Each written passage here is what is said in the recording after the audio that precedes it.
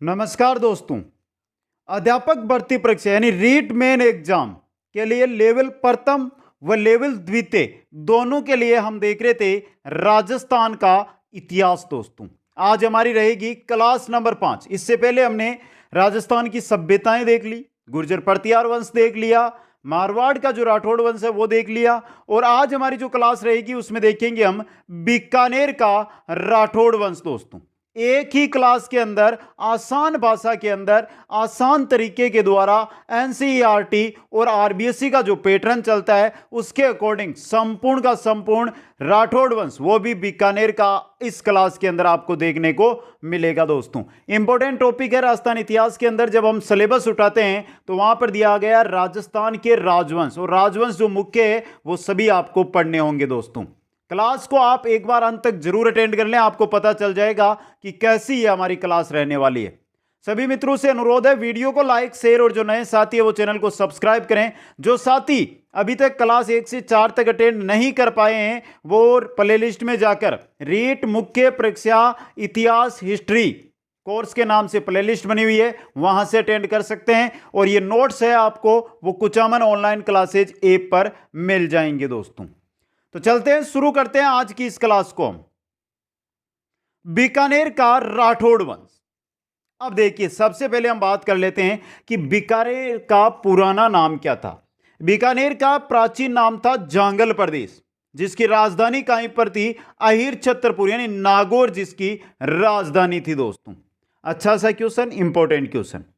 अगला देखिए, बीकानेर यानी जांगल प्रदेश का जो पूर्वी भाग है वो कहलाता था सपालदक्ष, जिसकी शाखा जो राजधानी है वो कहां पर थी, शाकंभरी थी। दोस्तों बीकानेर का जो राठौड़ है उनकी कुलदेवी कौन से? बीकानेर के राठौड़ों की देवी है वो करणी माता है। दोस्तों इंपॉर्टेंट क्वेश्चन है ये आपके लिए, अच्छा क्वेश्चन है। बीकानेर में राठौड़ वंश की नींव जो रखी गई थी वो करणी देवी करणी माता के आशीर्वाद से ही रखी गई थी। दोस्तों ये भी आपके लिए इंपॉर्टेंट रहेगा। तो ये नॉर्मल जानकारी। अब हमें इतिहास पढ़ना है, राजवंश पढ़ना है। तो पहले जो शासक आते हैं बीकानेर के वो आते हैं राव बिक्का। राव बिक्का 1488 से 1504 ईस्वी। दोस्तों अब बहुत जगह आपको 1468 भी लिखा हुआ मिलेगा। कारण देखिए, क्योंकि 1468 में बीकानेर बसाकर वहां पर शासन स्थापित किया था 1468 के अंदर। अच्छा क्वेश्चन हो सकता है आपके लिए। यहां से इससे पहले 1465 है ना, 1465 यहां से ये क्या है कि जो रातीघाटी क्षेत्र है उसको इन्होंने जीत लिया था।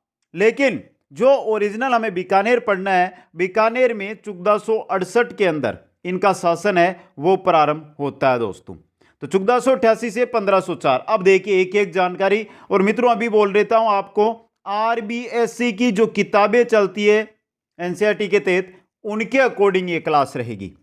मारवाड़ के राव जोधा का पुत्र था ये। मारवाड़ के थे राव जोधा। राव जोधा ने बिक्का को कुछ ऐसा शब्द बोल दिया जिसको लेकर यह जोधपुर से यानी मारवाड़ से निकल गए और बीकानेर में आ गए। दोस्तों इनके चाचा थे कांगल के साथ रातीघाटी आए थे 1465 ईस्वी के अंदर। एक एक जानकारी इंपॉर्टेंट रहेगी आपके लिए। रातीघाटी संघर्ष किनके मध्य हुआ था? पांडु गोदारा और पुल्ला सारण के मध्य रातीघाटी संघर्ष हुआ था ये। अब देखिए रातीघाटी संघर्ष, रातीघाटी कौन आ गए? बिक्का आ गए। अब बिक्का क्या करते हैं? रातीघाटी संघर्ष में बिक्का ने पांडु गोदारा की सहायता की व राती बाटी पर क्या कर लिया? दोनों ने मिलकर अधिकार कर लिया।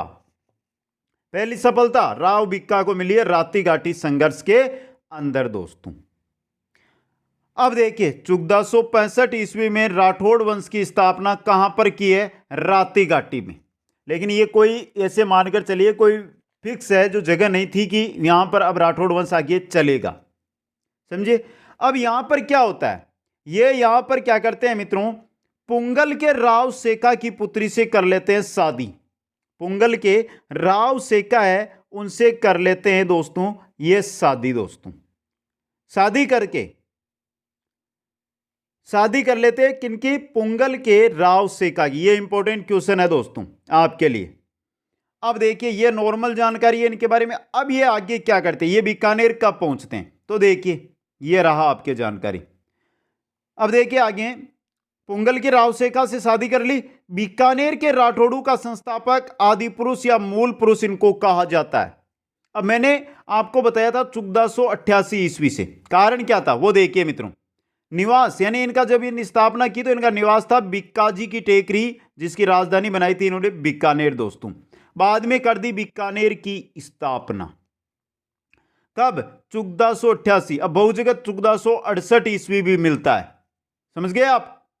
आखा तीज के अवसर पर दोस्तों बीकानेर के संस्थापक है राव बिक्का व नेरा जाट। नेरा जाट है दोस्तों, नेरा जाट दोस्तों। इन्होंने मिलकर बीकानेर की स्थापना की थी। और एनसीईआरटी बेस पर हम चले, आरबीएसई पर चले तो 1468 आपको याद रखने हैं दोस्तों, यह भी इंपॉर्टेंट आपके लिए। राव बिक्का ने सर्वप्रथम कोडम देसर को राजधानी बनाई थी।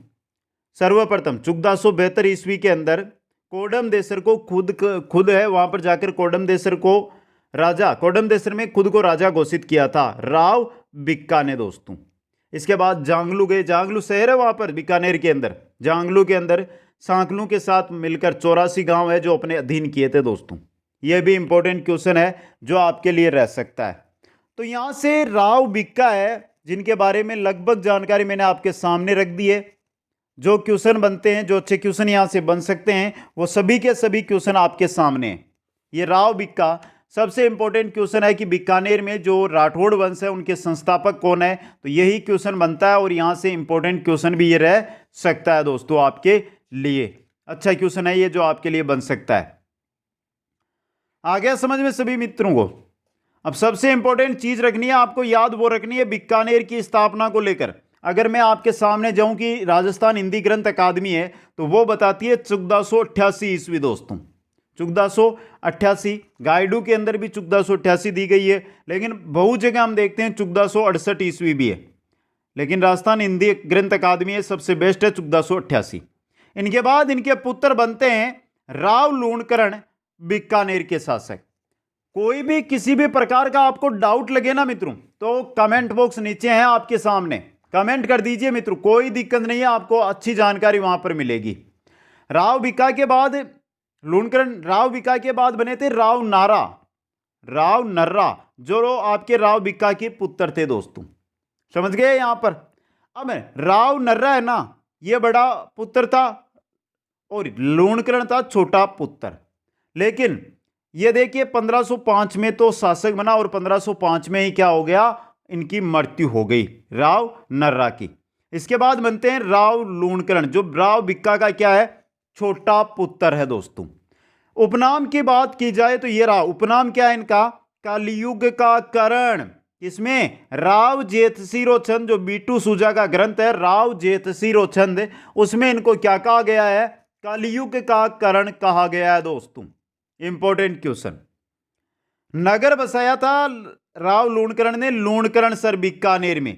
जो लूणकरण सर है इसी को कहा जाता है राजस्थान का राजकोट। क्या कहते हैं, राजस्थान का राजकोट दोस्तों। वहां पर लूणकरण सर के अंदर निर्माण कराया लूणकरण सर झील का दोस्तों। इनके बाद होता है डोसी का युद्ध, जिसको हम नारनौल का युद्ध भी बोलते हैं। डोसी का युद्ध, या जो कहां पर हुआ, नारनौल हरियाणा में। कब, 1526 ईस्वी में। किनके मध्य, नवाब शेख अबी मीरा के और लूणकरण के मध्य। इनके मध्य डोसी का युद्ध, जो नारनौल का युद्ध भी बोला जाता है, यह होता है दोस्तों। Important question. और इसके अंदर सबसे इंपॉर्टेंट दोस्तों, इसके अंदर मृत्यु लूणकरण की भी हुई थी और नवाब शेख अबी मीरा है, इनकी भी इसमें क्या हो जाती है, मृत्यु हो जाती है दोस्तों।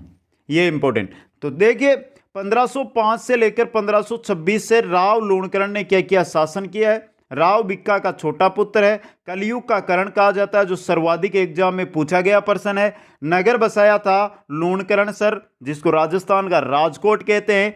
निर्माण कराया था लूणकरण सर झील का। डोसी का युद्ध हुआ था नारनौल हरियाणा में 1526 में, जिसमें नवाब शेख अबी मीरा और और लोणकरण सर, जिसमें लोणकरण सर की क्या हो जाती है, लोणकरण की मृत्यु हो जाती है दोस्तों। यह था राव लोणकरण।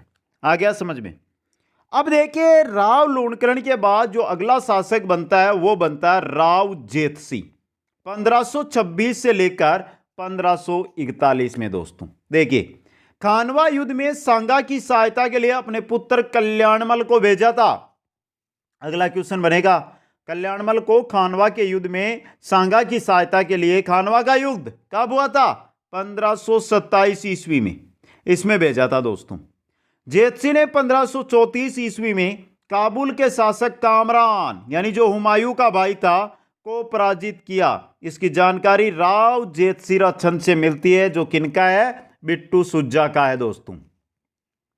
तो राव जेतसी ने काबुल के जो शासक थे, काबुल के शासक थे कामरान, कामरान था हुमायूं का भाई, उसको क्या किया है, पराजित किया है दोस्तों। इसके बाद साहेबा या पाएबा का युद्ध होता है 1541 में, किनके मध्य, जेतसी और मालदेव। मालदेव है मारवाड़ वाला, कहां का है ये, मारवाड़ का है मालदेव दोस्तों। और इसके अंदर विजय कौन प्राप्त करता है, मालदेव इसके अंदर विजय प्राप्त करता है। मतलब यहां पर क्या हो जाती है, जेतसी की मृत्यु दोस्तों। अब देखिए जो साहेबा या पाएबा का युद्ध है ना, इस युद्ध में जेतसी ने मंत्री नगराज को शेरशाह से सहायता के लिए भेजा, लेकिन सहायता आने से पहले ही युद्ध में वीरगति को प्राप्त हो जाते हैं राव जेतसी। तो यह है राव जेतसी बीकानेर के शासक दोस्तों। आ गया यहां से समझ में। जेतसी के बाद जो अगले शासक आते हैं बीकानेर के, वो आते हैं जेतसी के पुत्र राव कल्याणमल दोस्तों। देखिए 1541 से लेकर 1574 तक इन्होंने क्या किया है, शासन किया है। अब देखिए शेरशाह सूरी की सहायता से बीकानेर का शासक बना था राव कल्याणमल। इंपॉर्टेंट चीज दोस्तों, क्योंकि मालदेव ने अटैक किया था और मालदेव ने क्या कर लिया था, बीकानेर पर शासन राव जेतसी को हराकर पाएबा साहेबा के युद्ध में। तो फिर शेरशाह सूरी की सहायता से राव कल्याणमल बीकानेर का शासक बनता है दोस्तों।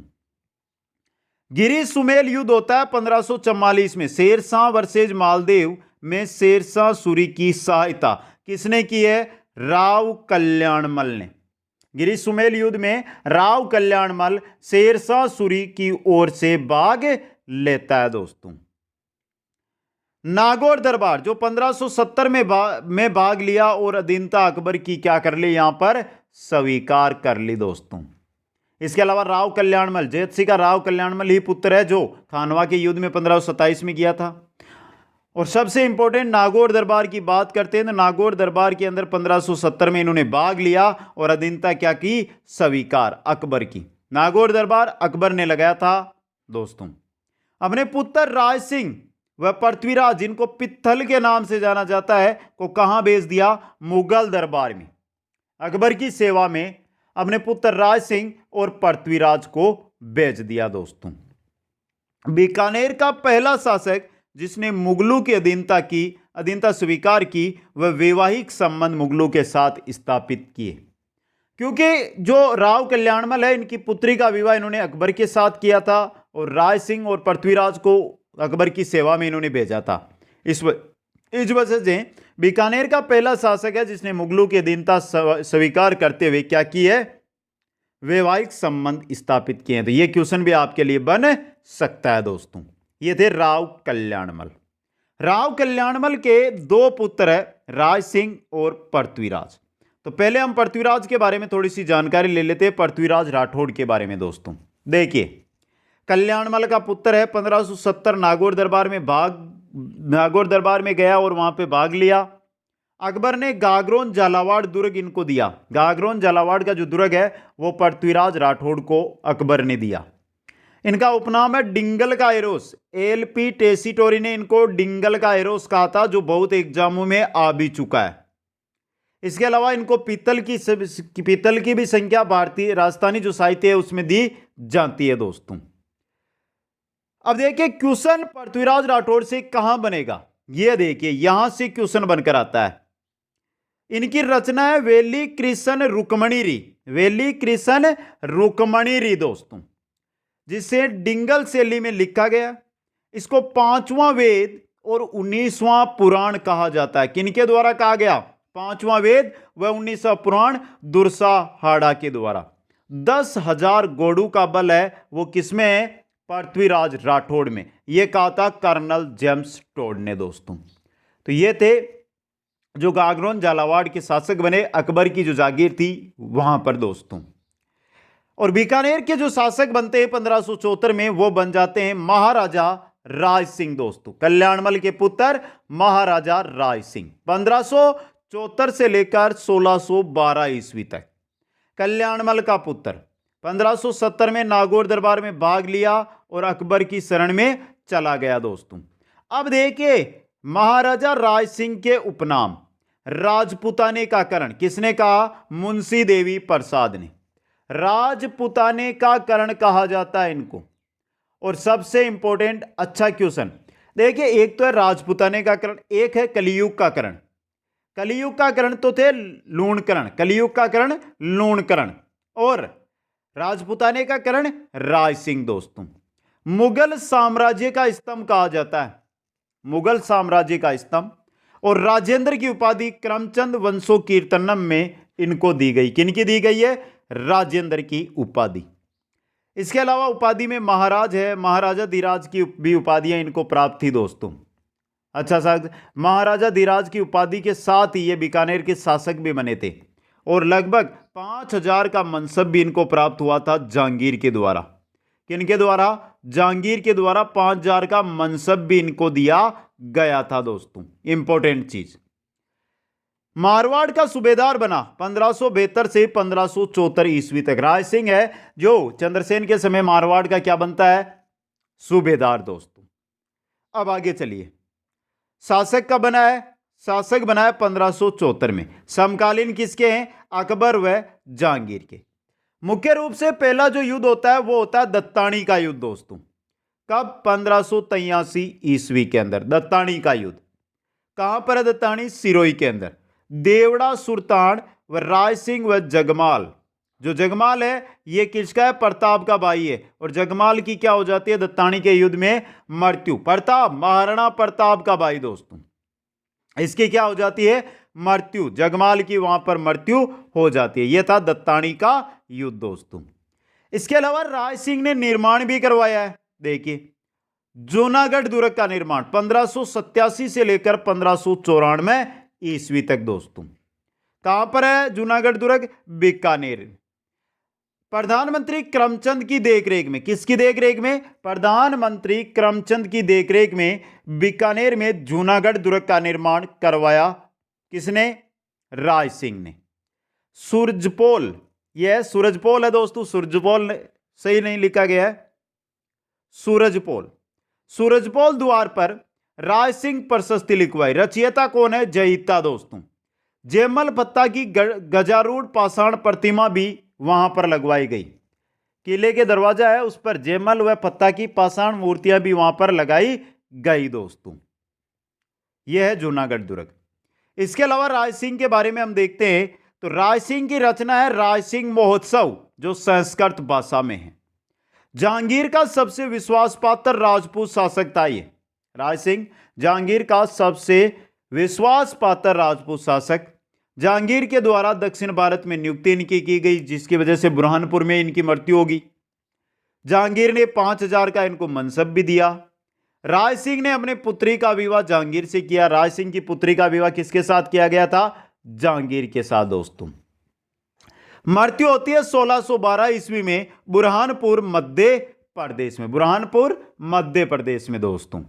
और इनका पुत्र है वो है दलपत सिंह दोस्तों। तो ये थे राय सिंह। अच्छी क्लास, अच्छे नोट्स आपके सामने, जो साथी नोट्स बना रहे हैं आसानी से बना सकते हैं, बाकी ऐप पे नोट्स मिल जाएंगे। अगला देखिए, तो राय सिंह के बाद जो अगले शासक बनते हैं वो बनते हैं दलपत सिंह 1612 से 1613 के मध्य। दलपत सिंह देखिए जहांगीर के सहयोग से बना है शासक, जहांगीर के विरोध में कार्य करने लगा, सहयोग किया जहांगीर ने तो बन गया शासक। और आज का समय है जब कुछ आ जाए तो घमंड में आ जाते हैं, और इस यही किया दलपत सिंह ने। यहां पे जैसे ही शासक बना तो जहांगीर का ही विरोध करने लग गया। जहांगीर ने दलपत सिंह को बटनेर किले में क्या कर दिया कैद करवा दिया और बटनेर किले में ही 1613 ईस्वी में हो जाती है इनकी मृत्यु दोस्तों। आ गया समझ में यहां पर। ये थे दलपत सिंह। दलपत सिंह के बाद जो अगला शासक बनता है बीकानेर का, वो बनता है सूर सिंह, राव सूर सिंह दोस्तों, 1613 से 1631 तक। राय सिंह का है पुत्र। पुत्र किसका है? राय सिंह का। पहले दलपत सिंह के बाद सूर सिंह। याद रखना, सूर सिंह राय सिंह का ही पुत्र है, राव राय सिंह का। जहांगीर के समय खुर्रम के विद्रोह यानी 1622 के अंदर हुआ उसका विद्रोह की, उसको दमन किया दोस्तों। सबसे पहला कार्य खुर्रम का विद्रोह है, उसका दमन किया। जुंजार सिंह बुंदेला का विद्रोह जो 1628 में हुआ। खानेजहां लोधी का विद्रोह जो 1629 में हुआ, उसको दबाने में मुगल सेना की सर्वाधिक सहायता सूर सिंह ने की दोस्तों। और मृत्यु 1631 में बुरहानपुर मध्य प्रदेश में हो जाती है। तो देखिए, चाहे राज सिंह की बात कर ले हम, चाहे हम सूर सिंह की बात कर ले, दोनों की जो मृत्यु हो रही है वो कहां पर हो रही है? बुरहानपुर मध्य प्रदेश के अंदर दोस्तों। और सूर सिंह के बाद अगला शासक बन जाता है, वो बन जाता है करण सिंह दोस्तों, 1631 से लेकर 1669 तक दोस्तों। कौन बना है? राव करण सिंह। समकालीन शाहजहां व औरंगजेब की उपाधि जंगलदर बादशाह या जंगलदर बादशाह भी, बादशाह भी इनको कहा जाता है, जो औरंगजेब के द्वारा दी गई थी। अब देखिए करण सिंह के समय होती है मतीरे की राड़। और मतीरे की राड़ बहुत फेमस है दोस्तों। क्या कहा जाता है कि नागौर का तो गांव था जाखड़ियां। मतीरे की राड़ के बारे में कहानी बता दूं। ये देखिए, ये हम मान लेते हैं नागौर, और ये हम मान लेते हैं इधर बीच में ये सीमा है, और ये मान लेते हैं बीकानेर। ये तो है आपका बीकानेर, ये है आपका नागौर दोस्तों। अब क्या हुआ कि जो मतीरे की राड़ यानी जो बेल होती है, मतीरे की बेल होती है, तो नागौर की तरफ तो बेल उगी थी, और वो मतीरा है जो उधर जाकर लगा था। नागौर का गांव था जाखड़ियां गांव, और जो ये सीमा आ गई, और बेल है वो सीमा के ऊपर से उधर चल गई। एक दीवार थी, दीवार से ऊपर उधर चली जाती है बेल, और जो मतीरा लगता है वो लग जाता है आपके सीलवा गांव। यहां पे सीलवा गांव, ये मतीरा लग गया इनके मध्य दोस्तों। इसको लेकर हो जाती है विवाद, और विवाद होता है वो होता है मध्य किनके? अमर सिंह नागौर और करण सिंह बीकानेर के मध्य, जिसमें करण सिंह विजय को प्राप्त करते हैं दोस्तों। तो यह है मतीरे की राड़। तो मतीरे की राड़ 1644 ईस्वी दोस्तों। इसमें प्रारंभ के अंदर तो क्या होते हैं? अमर सिंह परास्त होता है, मगर अंतिम रूप से जो विजय प्राप्त करते हैं वो कौन प्राप्त करते हैं? अंतिम रूप से विजय हो जाती है अमर सिंह की। ये याद रखना है। यहां पर प्रारंभ में तो करण सिंह जीत गया, तो लगभग ये मानो कि जीत हो गई थी, लेकिन अंतिम विजय, जिस प्रकार साका हम बात करते हैं ना, बीकानेर का साका, कि जैसलमेर की सेना हार गई थी लेकिन अंतिम समय में जीत गई, तो उससे पहले जोहर कर लिया था रानियों ने। तो ऐसा ही यहां पर होता है, पहले अमर सिंह हार गया, लेकिन अंत में अमर सिंह है वो यहां पर विजय प्राप्त करता है दोस्तों। अब देखिए, हम बात कर रहे हैं करण सिंह की। करण सिंह है दोस्तों, इसकी रचना है वो है साहित्य क्लिपद्रुम, साहित्य क्लिपद्रुम दोस्तों। और दरबारी विद्वान है गंगाधर मैथिल, जिनकी रचना है करणभूषण और काव्य डाकिनी। करणभूषण और काव्य डाकिनी दोस्तों। आ गया समझ में दोस्तों। अब देखिए, एक सबसे इंपॉर्टेंट चीज देखिए यहां पर, मुगल उत्तराधिकारी युद्ध 1658-59 में होता है। थोड़ी जानकारी ले ले। जो मुगल उत्तराधिकारी युद्ध होता है, उस समय यह बीकानेर आ गया था। जब औरंगजेब का पलड़ा भारी दिखा, तो अपने पुत्र थे इनके, एक तो पद्म सिंह था, दूसरा केसरी सिंह था, उनको क्या किया? औरंगजेब की सेवा में इन्होंने भेज दिया दोस्तों। समझ गए आप? यहां पर ये थे करण सिंह। करण सिंह के बाद अगले जो शासक बनते हैं वो बनते हैं राव अनूप सिंह, 1669 से 1698 ईस्वी तक। देखिए, उपाधि महाराजा व माही बरातीव की उपाधि औरंगजेब के द्वारा दी गई थी। और यह माही बरातीव की उपाधि है ना, यह बहुत बार एग्जामों में पूछी भी गई है। महाराजा व माही बरातीव की उपाधि दोनों की दोनों औरंगजेब के द्वारा दी गई उपाधियां थी दोस्तों। औरंगजेब का ये अनूप सिंह का था राजनीतिक सलाहकार। अनूप सिंह औरंगजेब का राजनीतिक सलाहकार था दोस्तों। सबसे पहले हम बात करें 1669 में ये बना और 1670 ईस्वी में इनको कहां भेज दिया गया? मराठों के विरुद्ध इनको भेजा गया था। बीजापुर के अंदर 1685, गोलकुंडा 1687, घेरे के समय में मुगल सेना के क्या थे? ये 7 थे दोस्तों। ये भी इंपॉर्टेंट क्वेश्चन है। अब देखिए शासन की बात करें हैं तो बीकानेर चित्रकला का स्वर्ण काल कहा जाता है अनूप सिंह के काल को। ये क्लास संस्कृति में आपके चित्रकला पढ़ते हैं तो वहां पर पहला क्वेश्चन मानकर चलिए, इंपॉर्टेंट क्वेश्चन बन सकता है आपके लिए। आगे देखिए, उस्ता कला के उस्ताद लाहौर से आए। इन्हीं के समय जो उस्ता कला है ना, उसके उस्ताद लाहौर से आए। इनको विद्वानों का जन्मदाता कहा जाता है, विद्वानों का जन्मदाता। अब देखिए ये नॉर्मल जानकारी थी, यहां से एक क्वेश्चन बन रहा था जो मैंने आपके यहां पे रख दिया। अब देखिए मित्रों जो क्वेश्चन बन रहे हैं, अच्छे अच्छे क्वेश्चन। अनूप सिंह के समकालीन विद्वान आनंद राम ने गीता का सर्वप्रथम मारवाड़ी में गद्य व पद्य में अनुवाद किया। अनूप सिंह के समकालीन थे आनंद राम, समझे आप? ये इस विद्वान ने क्या किया, जो गीता है उसका मारवाड़ी में गद्य पद्य दोनों में अनुवाद किया दोस्तों। इसके अलावा अनूप सिंह की रचनाओं में देखिए अनूपोदय, अनूप विवेक, काम प्रबोध, अनूप संगीत विलास, अनूप संगीत विनोद, ये सभी की सभी है जो रचनाएं हैं। 33 करोड़, आगे देखिए 33 करोड़ देवी देवताओं का मंदिर बनाया, कहां पर? जूनागढ़ के अंदर दोस्तों। अब देखिए ये दक्षिण भारत अभियान पर गए तो वहां से ये बहुत सारी मूर्तियां लेकर आ गए और आकर 33 करोड़ देवी देवताओं का मंदिर जूनागढ़ में इन्होंने बनाया। नोट, 33 करोड़ देवी देवताओं की साल कहां पर है? मंडोर में। 33 करोड़ देवी देवताओं का मंदिर जूनागढ़ में, 33 करोड़ देवी देवताओं की साल मंडोर में। अनूप संग्रहालय, अनूप संस्कृत संग्रहालय भी इन्होंने बनवाया दोस्तों, यह भी इंपॉर्टेंट चीज है आपके लिए। दरबारी कवि पंडित भाव भट्ट, जिन्होंने अनूप संगीत रत्नाकर, अनूप राग सागर, भावमंजरी की रचना की। एक अन्य दो दरबारी कवि है वह मणिराम, जिन्होंने अनूप व्यवहार सागर, अनूप विलास नामक ग्रंथों की रचना की दोस्तों। आ गया समझ में ये? अब देखिए दोस्तों अनूप सिंह के निर्माण की अगर हम बात करते हैं तो यह रहा अनूप सिंह का निर्माण। अनूप सिंह, अनूप महल का निर्माण अनूप सिंह द्वारा, अनूप महल का बीकानेर के राठौड़ों का जहां पर क्या होता था? राज तिलक होने लगा। कौन सी जाति द्वारा? गोदारा जाट जाति के द्वारा। पांडु गोदारा के क्या है ये? वंशज, पांडु गोदारा इसी के वंशज है। गोदारा जाट जाति, जाटू में जाति होती है, गोदारा वो जो बीकानेर के राठौड़ों का क्या करते हैं? राज तिलक करते हैं दोस्तों। आ गया समझ में? इसके बाद जो अगला अनूप सिंह के बाद अगला शासक बनता है वो बनता है स्वरूप सिंह, 1698 से 1700 ईस्वी तक। अनूप सिंह का पुत्र है स्वरूप सिंह, अनूप सिंह का पुत्र स्वरूप सिंह, जिसकी क्या हो जाती है? चेचक से मृत्यु। लगभग 2 साल तक रहता है और चेचक से इनकी मृत्यु हो जाती है दोस्तों। इसके बाद जो अगले शासक बनते हैं वो बनते हैं सुजान सिंह, 1700 से 1735 ईस्वी तक दोस्तों। आ गया समझ में? मारवाड़ के अजीत सिंह व नागौर के बख्तवार सिंह का आक्रमण लेकिन क्या रहे? असफल। इनके ऊपर शासक बनते ही मारवाड़ के शासक थे अजीत सिंह, नागौर के शासक थे बख्तावर सिंह। इन्होंने क्या किया? बीकानेर पर शासन किया लेकिन उनको सफलता नहीं मिली। और इतनी जानकारी सुजान सिंह के बारे में मिलती है। सुजान सिंह के बाद अगले शासक बनते हैं महाराजा जोरावर सिंह, 1735 से 1746 तक, जिन्होंने हुरडा सम्मेलन 1734 में भाग लिया और रचना इनकी है वैदिक सार और पूजा पद्धति। शासक बनने से पहले ही भाग ले लिया था इन्होंने।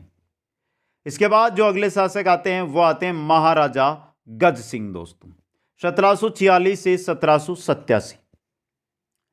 गज सिंह, इंपॉर्टेंट क्वेश्चन दोस्तों। देखिए उपाधि श्री राज राजेश्वर महाराजाधिराज महाराज शिरोमणि श्री गज सिंह, यह उपाधि है जो अहमद शाह के द्वारा इनको दी गई थी दोस्तों। शासक बनते ही अपने ही भाई के विद्रोह का सामना करना पड़ा। इनका भाई था अमर सिंह, गज सिंह का भाई अमर सिंह, जिसके विद्रोह का सामना करना पड़ा और अमर सिंह चला गया जोधपुर। जोधपुर भी भाई थे, राठौड़ वंश वहीं से आया बीकानेर में, तो उन भाइयों के पास चला गया और जोधपुर राज्य सेना के साथ इन्होंने बीकानेर पर चढ़ाई की, लेकिन अमर सिंह को यहां से भागना पड़ा दोस्तों। भाई अमर सिंह प्लस जोधपुर राज्य की सेना के साथ बीकानेर पर चढ़ाई की, लेकिन क्या रहा, असफल वो इसमें रहा दोस्तों। आ गया समझ में, यह है। अब देखिए एक सबसे इंपॉर्टेंट क्वेश्चन, गज सिंह को 7,000 का मनसब दिया गया था। सबसे इंपॉर्टेंट दोस्तों, बहुत ही अच्छा इंपॉर्टेंट क्वेश्चन है जो आपके लिए बन सकता है। 7,000 का मनसब और श्री राज राजेश्वर महाराजाधिराज महाराजा शिरोमणि श्री गज सिंह, यह उपाधि भी इनको दी गई थी। 1755 में क्या होता है, अकाल पड़ता है, बहुत बड़ा अकाल पड़ा था। तो उसने क्या किया, राहत कार्यों के तहत जो बड़ी इमारतें हैं उनका निर्माण शुरू कर दिया।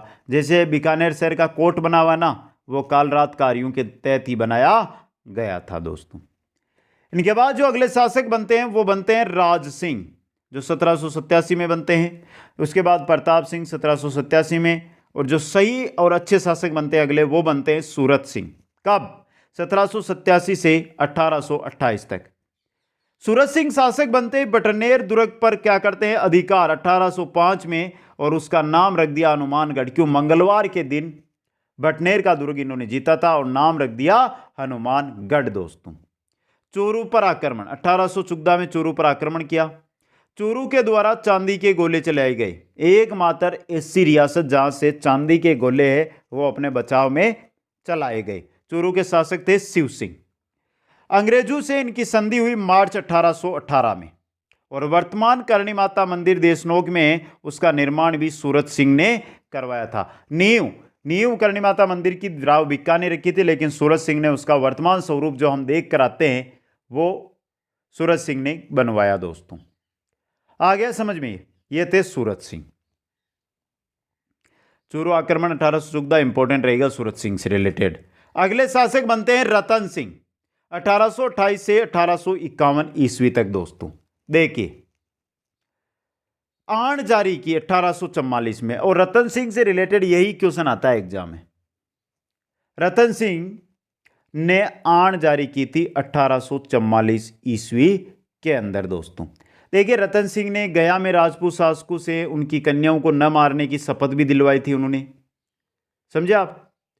इन्होंने जैसलमेर पर अटैक भी किया था, युद्ध चलता रहा। बाद में जो महाराणा थे, मेवाड़ महाराणा, उनकी मध्यस्थता से इनका समझौता हुआ जैसलमेर और बीकानेर के मध्य, और फिर कर दी आण जारी। आण क्या है, राजपूतों में कन्याओं को न मारने की आण, शपथ। राजपूतों के अंदर कन्याओं को न मारने की आण या शपथ दोस्तों। और निर्माण कराया था रत्न बिहारी मंदिर बीकानेर के अंदर दोस्तों। ये थे रतन सिंह। रतन सिंह के बाद अगले शासक बनते हैं सरदार सिंह। कब बने हैं, 1851 से लेकर 1872 तक दोस्तों। सरदार सिंह 1857 की क्रांति के समय बीकानेर के शासक थे सरदार सिंह। अंग्रेजों की सहायता अपनी रियासत से बाहर जाकर की, हरियाणा गए, पंजाब गए, और अंग्रेजों की सहायता इन्होंने की, पंजाब हरियाणा तक अपनी सेनाएं इन्होंने भेजी दोस्तों। अंग्रेजों ने सरदार सिंह को टीबी परगने के क्या दिए, 41 गांव दिए। सती प्रथा व जीवित समाधि पर सरदार सिंह ने क्या लगाई थी, रोक, सती प्रथा और जीवित समाधि पर। 1868 में बीकानेर राज्य पर प्रशासनिक नियंत्रण स्थापित करने के लिए सुजानगढ़ में अंग्रेजी एजेंसी की स्थापना की। बात करें 1868 की, तो बीकानेर राज्य है उस पर जो प्रशासनिक नियंत्रण स्थापित करने के लिए अंग्रेजी एजेंसी की स्थापना इन्होंने की थी सुजानगढ़ के अंदर दोस्तों। अब सरदार सिंह के बाद जो अगला शासक बनता है वो बनता है डूंगर सिंह, 1872 से लेकर 1887 तक। 1878 में अंग्रेजों की सहायता के लिए 800 ऊंटों का काफिला काबुल भेजा था। 800 ऊंटों का काफिला अंग्रेजों की सहायता के लिए कहां पर भेजा है, काबुल दोस्तों। और बीकानेर के अंदर जो बीकानेरी भुजिया हम अच्छे चाव से चबाते हैं उसका प्रचलन इन्हीं के समय हुआ था। डूंगर सिंह के शासनकाल में ही बीकानेरी भुजिया है उसकी शुरुआत हुई थी दोस्तों। आ गया समझ में, ये थे डूंगर सिंह। डूंगर सिंह के बाद बीकानेर के सबसे टॉप शासकों की बात करें तो उनमें से आते हैं जो विकास में अपना योगदान बहुत देंगे, वो है महाराजा गंगा सिंह। डूंगर सिंह का क्या है, छोटा भाई है ये, उपनाम राजस्थान का भागीरथ, आधुनिक बीकानेर का निर्माता। राजस्थान का भागीरथ, आधुनिक बीकानेर का निर्माता दोस्तों। उपाधि केसर ए हिंद की किनके द्वारा? अंग्रेजों के द्वारा केसर ए हिंद की उपाधि इनको दी गई थी। केसर ए हिंद की उपाधि अंग्रेजों के द्वारा गंगा सिंह को दी गई। अब देखिए गंगा रिसाला, क्या है ये गंगा रिसाला? गंगा रिसाला एक सैनिक टुकड़ी थी जो ऊंटों पर सवार थी। कहां लेकर गई? बॉक्सर का जो विद्रोह होता है चीन में, वहां पर अंग्रेजों के समर्थन में यह ऊंटों पर सवार एक गंगा रिसाला नाम की टुकड़ी थी, वो लेकर चीन बॉक्सर युद्ध में गए थे दोस्तों। गंगानेर जो कस्बा है वो बसाया 1920 से 1924 के आसपास। तो गंगा सिंह डोंगर सिंह का छोटा भाई। उपनाम की बात करें तो राजस्थान का भागीरथ, आधुनिक बीकानेर का निर्माता। उपाधि केसरे हिंद जो अंग्रेजों के द्वारा दी गई। गंगा रिसाला एक सैनिक टुकड़ी थी जो ऊंटों पर सवारों की थी और बॉक्सर युद्ध चीन के अंदर ये लेकर गए। गंगानगर बसाया 1920 से 24 के मध्य। आगे चलिए मित्रों, इसके अलावा गंगनहर का निर्माण करवाया 1921 से लेकर 1927, और मुख्य रूप से पूछा जाए तो 1927 कर देना दोस्तों। गंगनहर की बात की जाए तो तीनों गोलमेज सम्मेलनों में भाग लिया। 1930, 31 और 32 में जो गोलमेज सम्मेलन हुए उन तीनों में भाग इन्होंने लिया दोस्तों। यह भी important question. Ganga golden jubilee museum का निर्माण करवाया। गंगा गोल्डन जुबली म्यूजियम का निर्माण गंगा सिंह ने क्या है? करवाया दोस्तों। नरेंद्र मंडल 1921 के प्रथम चांसलर बने। इनके प्रयत्नों से ही नरेंद्र मंडल का गठन किया गया था, जिसके 1921 से 1925 तक इनको क्या किया था? 4 साल 5 साल तक अध्यक्ष बनाया गया था। गोगामेड़ी मंदिर व रामदेव जी के मंदिर को आधुनिक स्वरूप भी गंगा सिंह ने दिया था। सार्वजनिक निर्माण विभाग पीडब्ल्यूडी 1891 में स्थापना। सड़क निर्माण के लिए बीकानेर के अंदर सड़क निर्माण के लिए आधुनिक यानी सार्वजनिक निर्माण विभाग की इन्होंने स्थापना की। 1910 की बात करें तो स्वतंत्र न्यायपालिका की स्थापना की बीकानेर के अंदर। 1910 में स्वतंत्र न्यायपालिका की स्थापना बीकानेर में की दोस्तों, लेकिन उस पर शासन किसका चलता था? गंगा सिंह का ही। आगे देखिए गंगा सिंह के बारे में। मृत्यु 1943 ईस्वी में कहां पर हो जाती है? बंबई के अंदर इनकी मृत्यु हो जाती है दोस्तों। ये थे महाराजा गंगा सिंह दोस्तों। आ गया समझ में? आगे चलते हैं और गंगा सिंह के बाद अगले शासक बनते हैं शार्दुल सिंह। 1943 से 1949 बोल दो या 56 बोल दो दोस्तों। राजस्थान एकीकरण के समय शासक है। 1947 में केंद्रीय संविधान सभा में शामिल होने वाला राज्य बीकानेर। 1947 में केंद्रीय संविधान सभा में शामिल होने वाला राज्य बीकानेर। के.एम. पन्नीकर को बीकानेर के प्रतिनिधि के रूप में संविधान निर्मात्री सभा के लिए क्या किया है? मनोनीत किया है। बीकानेर के राठौड़ वंशों का क्या है? अंतिम शासक है। और शार्दुल स्पोर्ट्स स्कूल की स्थापना बीकानेर में इन्होंने करवाई दोस्तों। तो ये थे बीकानेर के शार्दुल सिंह अंतिम शासक, और यह है आपके बीकानेर का राठौड़ राजवंश दोस्तों। कैसी लगी आज की क्लास आपको? बाकी की क्लासें आपको मिल जाएगी, वो अटेंड कर सकते हैं आप प्लेलिस्ट के अंदर जाकर। हर एक क्लास इसी प्रकार कल से हम भूगोल, राजस्थान भूगोल की भी क्लासेस शुरू कर देंगे। 2 सब्जेक्ट एक साथ, यानी कुल मिलाकर 1 महीने के अंदर राजस्थान जीके का जो पार्ट रीट मेंस में है वो हम कंप्लीट कर लेंगे। तो क्लास कैसी लगी आपको कमेंट करके बताएं। वीडियो को लाइक शेयर और जो नए साथी जुड़ रहे हैं वो चैनल को सब्सक्राइब करें। आप सभी को बहुत बहुत धन्यवाद। जय हिंद, जय भारत।